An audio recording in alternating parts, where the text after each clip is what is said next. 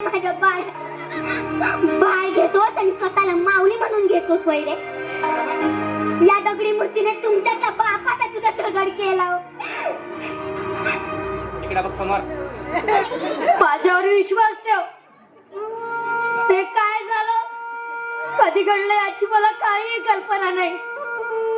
माझ्या पायाखाली कोण आहे याची मला जाणीव सुद्धा झाली नाही. स्वतःच्या लेकराचा जीव घेईल का? नाही, तुम्ही जीव घेतलाच नाही. योच आहे बापाचा धनी. विठ्ठला, हे काय आखरीत घडलं? भगवंता, कोणत्या बापाची बळ भोगतोय आम्ही?